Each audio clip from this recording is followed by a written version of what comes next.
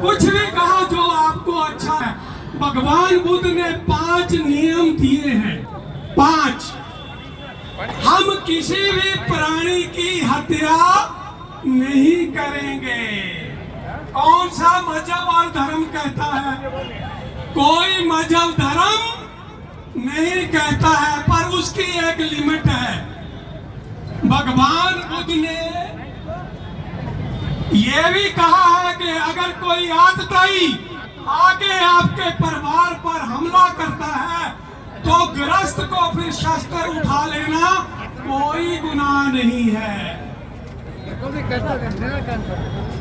भिक्षुओं के लिए है, भिक्षु जान भी दे देगा, पर जो गृहस्थ है वो शस्त्र समय के अनुसार उठा सकता है।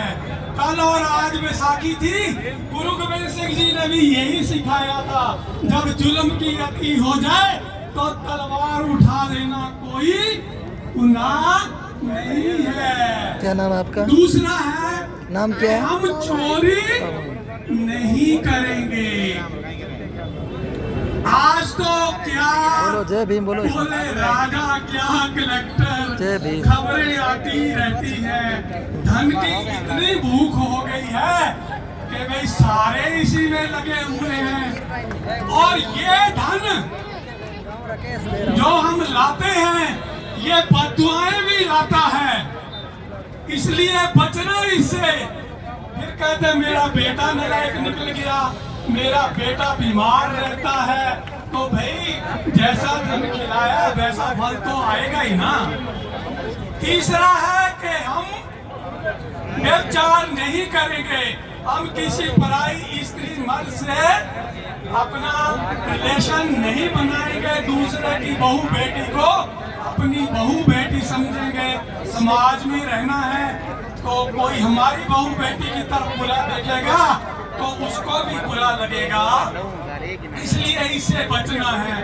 कोई मजहब नहीं कहता, सभी इसको कहते हैं कि पालन होना चाहिए। चौथा है कि हम झूठ नहीं बोलेंगे, चुगली नहीं करेंगे, निंदा नहीं करेंगे। आज हम अपने संप्रदाय की, धर्म की तो बहुत बड़ाई करते हैं और दूसरे की ऐसे ऐसे उंगली करके निंदा करते हैं। ये भी दोष है अपने कि दूसरे की कोई अच्छी चीज है तो उसको धारण करो, बुराई मत करो किसी की। अच्छी लगती ले लो, बुरी है छोड़ दो। अरे मधुमक्खी बनो, मधु इकट्ठा करो, गंदगी वाली मक्खी नहीं बनना है। अच्छी चीज मिलती है वहां से ग्रहण करो। और 5वां शील योग हर एक हमारे भारत के कोने कोने में हर एक संप्रदाय में फैला हुआ है। नशा पत्ता करना, आज गुटखा बच्चे से लेके बड़े तक, शराब पढ़े लिखे से अनपढ़ तक सारे पी के अपनी बुद्धि खराब कर रहे हैं और समाज और अपने परिवार का जो स्वस्थ है वो खराब कर रहे हैं। इससे बचना। अब मैं इसका इलाज बताता हूँ कि हम कर क्यों नहीं पाते हैं। जानते तो सारे ये शील बहुत अच्छा है, क्योंकि हमारा मन वश में नहीं है। मन को वश में करने की भगवान गौतम बुद्ध ने आनापान और विपश्यना विद्या दी। हमारे भारत में जगह जगह इसके केंद्र खुले हैं, वहाँ 10 दिन का शिविर लगता है।